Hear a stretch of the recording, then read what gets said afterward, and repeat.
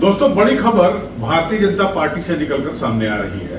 जी हाँ, और वो बड़ी खबर वो है जिसका बेसब्री से हर बीजेपी के कार्यकर्ता सहित आम लोग जो राजनीति में रुचि रखते हैं उनको भी है।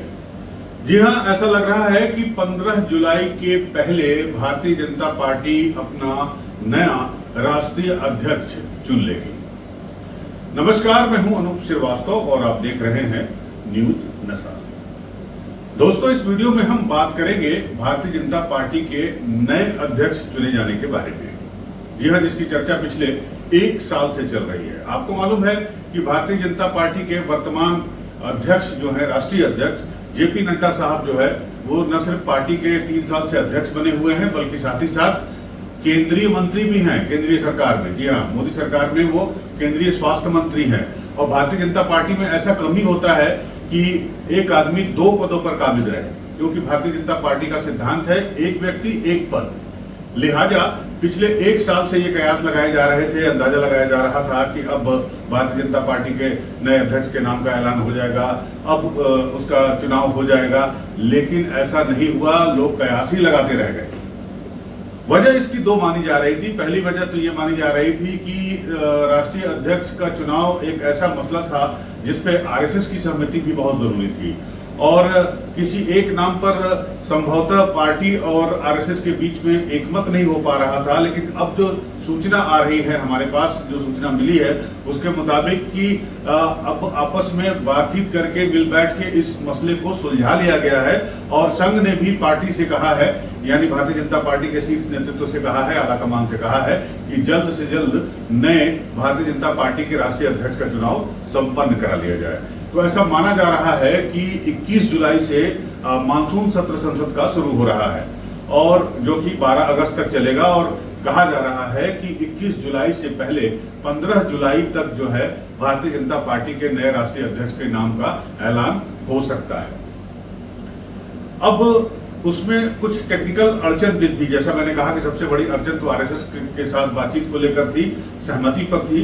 लेकिन दूसरी एक बड़ी अड़चन ये भी है कि भारतीय जनता पार्टी ने पूरे हिंदुस्तान में इनके जो है वो 37 प्रांत हैं। जैसे उत्तर प्रदेश में अवध प्रांत है, इनका काशी प्रांत है, उसी तरह से पूरे देश में जो है इनके 37 प्रांत हैं। और इनकी जो संविधान है, पार्टी का संविधान है, उसके मुताबिक कम से कम 19 प्रांतों में इनके अध्यक्ष चुने होने चाहिए। मतलब बिल्कुल लोकतांत्रिक तरीके से चुना गया अध्यक्ष, पार्टी के संविधान के मुताबिक चुना गया अध्यक्ष होना चाहिए। लेकिन इसमें अड़चन बड़ी बात यह थी कि सिर्फ 15 राज्यों में, यानी 15 प्रांतों में ही इनके अध्यक्ष थे। 4 कम थे, यानी कम से कम 19 होने चाहिए। 19 की जगह 15 प्रांतों में इनके अध्यक्ष थे और 4 प्रांतों में नहीं थे। उसमें बड़े स्टेट भी शामिल हैं, जैसे उत्तर प्रदेश है, गुजरात है, माफ कीजिएगा, मध्य प्रदेश है, जो कि बीजेपी के स्ट्रांग होल्ड माने जाते हैं। लेकिन अब ये भी दिक्कत को दूर कर लिया गया है।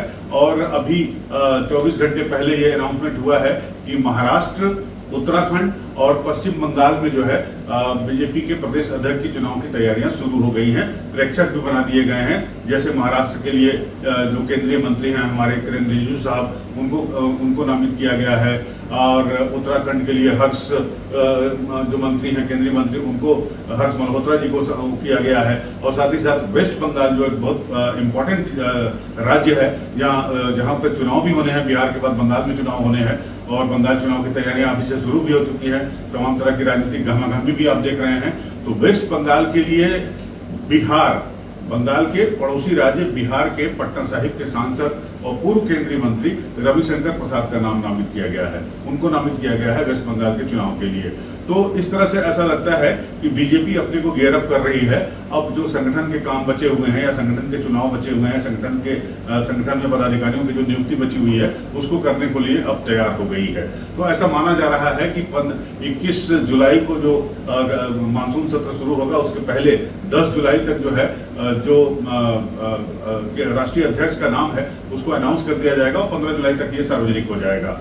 तो क्योंकि अब बिहार का भी चुनाव है और काफी लेट हो चुका है, और अगर अभी नहीं चुनाव होता है या अभी नहीं राष्ट्रीय अध्यक्ष चुना जाता है तो ये और लंबा खिंच जाएगा। हो सकता है बिहार चुनाव के बाद चला जाए। ये काम संभवतः 2-3 महीने पहले भी हो गया होता, लेकिन पहलगाम अटैक की वजह से, उसके बाद से ऑपरेशन सिंदूर की वजह से हालात कुछ ऐसे बने कि पार्टी इस पर ध्यान नहीं दे पाई। तो अब सवाल ये उठता है कि भारतीय जनता पार्टी का नया जो राष्ट्रीय अध्यक्ष है वो आखिर होगा कौन। तमाम लोग कयास लगा रहे हैं, आप भी कयास लगाइए, हम भी कयास लगाते हैं। आप भी कुछ नाम बताइए, हमारे कमेंट बॉक्स में जाकर लिखिए। हम भी कुछ नाम आपको बता रहे हैं, ये भी कयास पे ही आधारित है या जो चर्चाएं चल रही है उस पर ही आधारित है। कौन कौन वो नाम है हम आपको बताते हैं। आप बने रहिए इस वीडियो में हमारे साथ, और अगर आपको हमारा ये वीडियो पसंद आता है तो हमारे चैनल को लाइक और सब्सक्राइब करना बिल्कुल मत भूलिएगा। तो चलिए नाम शुरू करते हैं, लेकिन नाम शुरू करने के पहले आपको जैसा कि मैंने शुरू में बताया कि जो 3 स्टेट ऐसे हैं जहां भारतीय जनता पार्टी बहुत मजबूत है। उत्तर प्रदेश, गुजरात तो उसका होम डिस्ट्रिक्ट है, प्रधानमंत्री और गृह मंत्री दोनों जो है गुजरात से हैं। मध्य प्रदेश उसका काफी मजबूत किला है। बावजूद उसके इन तीनों स्टेट में जो है प्रदेश अध्यक्ष का चुनाव नहीं हो पाया है। इसके अलावा अगर साउथ की बात करें तो आंध्र प्रदेश है, तेलंगाना है, वहां भी उनके प्रदेश अध्यक्ष का चुनाव नहीं हो पाया है। तो कुछ तकनीकी गड़बड़ी हो सकती है या समन्वय की कमी की वजह से नहीं हो पाया है। एक छोटा सा आपको उदाहरण भी देता हूं कि त्रिपुरा में प्रदेश अध्यक्ष के चुनाव का अनाउंसमेंट हो गया था, लेकिन वहां पर 2 दिग्गज जो बीजेपी के हैं, आप उनका नाम समझ गए होंगे, उनके टसन की वजह से जो है वो वहां पर अनाउंसमेंट करने के बाद भी प्रदेश अध्यक्ष का चुनाव नहीं हो पाया। लेकिन अब ये पूछा जा रहा है, 2 सवाल बड़े मजबूती से उठ रहे हैं राजनीतिक गलियारों में, इसकी चर्चाएं बहुत तेज हैं। वो पहला ये कि क्या भारतीय जनता पार्टी का नया अध्यक्ष जो है वो उत्तर प्रदेश से होगा, क्योंकि उत्तर प्रदेश में 2027 में चुनाव हैं और उत्तर प्रदेश में पिछले लोकसभा चुनाव में भारतीय जनता पार्टी का प्रदर्शन कैसा रहा है ये किसी से छुपा नहीं है, और उत्तर प्रदेश की वजह से ही 400 पार का नारा जो है वो उनका सफल नहीं हो पाया था। तो ये माना जा रहा है कि हो सकता है कि उत्तर प्रदेश से भारतीय जनता पार्टी का नया अध्यक्ष चुना जाए।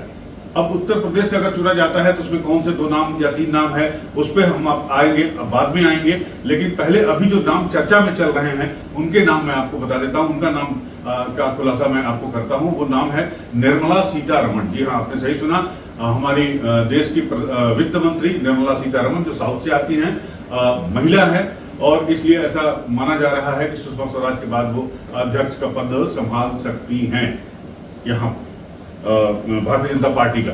और इसके अलावा जो है एक नाम और है, वो है धर्मेंद्र प्रधान का। ये नाम बहुत पहले से तैर रहा है फिजाओं में। और तीसरा नाम जो है वो नॉर्थ ईस्ट से आता है। नॉर्थ ईस्ट में सर्बानंद सोनोवाल जो है उनका नाम आ रहा है, आदिवासी हैं। और ये चर्चा ये भी है कि अभी तक भारतीय जनता पार्टी में नॉर्थ ईस्ट से किसी को अध्यक्ष नहीं बनाया गया, राष्ट्रीय अध्यक्ष, तो हो सकता है कि नॉर्थ ईस्ट से सर्बानंद सोनोवाल का नाम जो है उनका भी नाम चल रहा है। लेकिन सबसे बड़ा जो खिलाड़ी हैं पार्टी में, और जो जहां आपकी सोच खत्म होती है वहां से जिनकी सोच शुरू होती है, वो है प्रधानमंत्री नरेंद्र मोदी। जी हाँ, नरेंद्र मोदी कब क्या डिसीजन लेंगे ये कोई नहीं जानता। इसलिए जितने भी नाम चल रहे थे, इसके पहले आपने सुना होगा मनोहर लाल खट्टर का भी नाम चल रहा था, जो कि नरेंद्र मोदी जी के काफी नजदीकी माने जाते हैं। लेकिन ये सब प्रयास है, नरेंद्र मोदी किसको चुनते हैं ये तो जब आधिकारिक रूप से डिक्लेयर किया जाएगा तब पता चलेगा। लेकिन मैं वापस उत्तर प्रदेश पे लौटता हूं, और उत्तर प्रदेश से अगर चुना गया तो 2 नाम पहले तैर रहे थे, एक दिनेश शर्मा का और दूसरा केशव प्रसाद मौर्य का। मैंने अपने पिछले वीडियो में भी कहा था कि क्या केशव प्रसाद मौर्य को कोई बड़ी जिम्मेदारी सौंपने का इरादा है भारतीय आलाकमान का, क्योंकि जब अमित शाह लखनऊ आए थे और मंच से उन्होंने केशव प्रसाद को अपना मित्र कहा था, तभी से ये कयास चल रहे हैं। तो इसमें दिनेश शर्मा का भी नाम आ रहा है। लेकिन समस्या ये है कि जिस तरह से अभी ओबीसी की राजनीति चल रही है पूरे भारत में, जात की राजनीति चल रही है, आरक्षण की राजनीति चल रही है, उससे ऐसा लगता है कि भारतीय जनता पार्टी ये मानती है या समझती है कि ओबीसी एक बड़ा मुद्दा है। ओबीसी का वोट बैंक भी काफी है, 50% से भी ज्यादा है, जैसा कि राहुल गांधी कहते हैं। तो हो सकता है या इस बात की पूरी संभावना है कि भारतीय जनता पार्टी ओबीसी से किसी को अपना उम्मीदवार बनाए। और अगर उत्तर प्रदेश से ओबीसी कोई कैंडिडेट चुना जाता है तो वो निश्चित रूप से केशव प्रसाद मौर्य होंगे।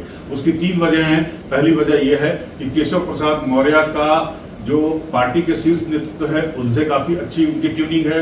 इसके अलावा केशव प्रसाद मौर्य संघ के आदमी हैं, संघ से भी उनका बहुत ही अच्छा संबंध है, और साथ ही साथ वो दिल्ली और लखनऊ के बीच में समन्वय कोऑर्डिनेट करने में काफी सक्षम साबित होंगे।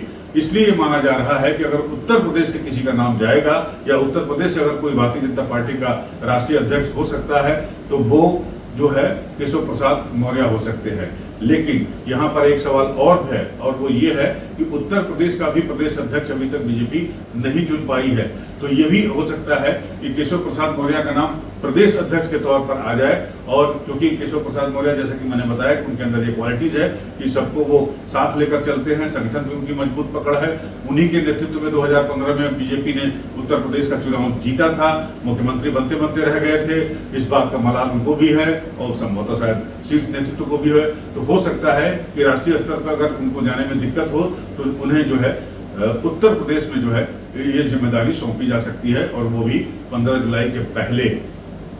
तो ऐसा लग रहा है कि उत्तर प्रदेश और देश यानी दिल्ली यानी भारतीय जनता पार्टी का राष्ट्रीय अध्यक्ष, दोनों का चुनाव एक साथ हो सकता है। एक साथ दो नाम आपको सुनने को मिल सकते हैं। वो नाम कौन होंगे उन पर हमारी नजर बनी रहेगी। आप भी हमारे साथ बने रहिए इस वीडियो में, और इस वीडियो में अगर आपको अच्छा लगा हो तो हमें कमेंट करिए, हम उस कमेंट का जवाब देंगे।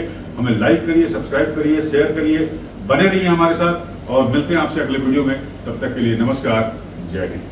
और आप हमसे जुड़े रहने के लिए सब्सक्राइब करें YouTube पर, फॉलो करें Twitter पर और लाइक करें Facebook पर। और ज्यादा जानकारी के लिए आपको टाइप करना होगा सिर्फ न्यूज नशा।